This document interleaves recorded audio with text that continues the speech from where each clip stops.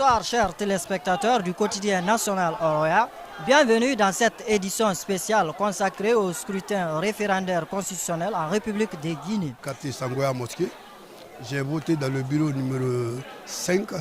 Je me présente à vous, je remercie d'abord le Tout-Puissant Allah pour avoir assisté à ce référendum-là.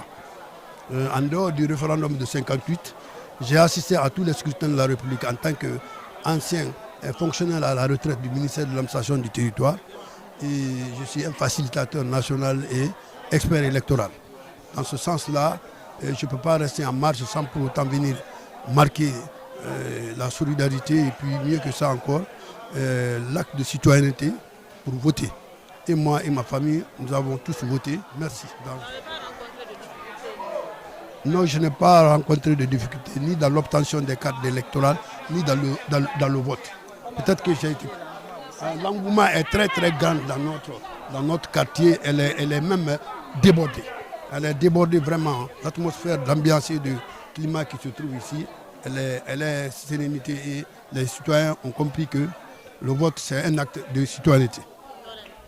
Oui. Après ce scrutin, vous attendez à quoi de nos autorités? C'est pour confirmer davantage l'esprit qui a animé les autorités à aller au scrutin et en vue de rétablir l'ordre constitutionnel. Et cela, il va de l'intérêt du peuple et de la nation, mais des autorités aussi. Donc vraiment, c'est une très bonne chose, ce référendum-là. Cela, il va de l'intérêt de la nation. Merci. Je m'appelle Mariam Chérif. Je suis venue voter.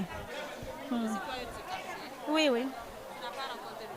Non, pas de difficulté. Je suis venue seulement, j'ai voté simplement. Et puis, oui. C'est très bien passé. Non. Je suis venue seulement, les gens qui étaient là-bas, ils ont bien fait. Oui, je m'attends à un changement positif. Que tout change, parce que nous, on a beaucoup de difficultés actuellement en Guinée. Il y a beaucoup de difficultés, donc j'espère bien que le vote là va changer quelque chose pour nous dans le pays. Merci.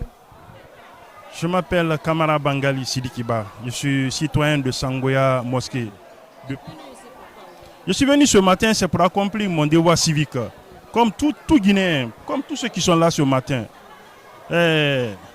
Notre pays doit changer de constitution, donc je suis là pour voter pour la nouvelle constitution. Un grand changement, on attend un grand changement. Dans le fil du temps, les constitutions ont toujours évolué. Ce n'est pas en Guinée seulement. C'est en fonction de l'évolution du temps. Les réalités, les nouvelles réalités doivent être prises en compte dans le document. Le document n'est jamais statique, mais plutôt il est dynamique. Dynamique veut dire qu'il change en fonction des réalités, en fonction des aspirations du peuple.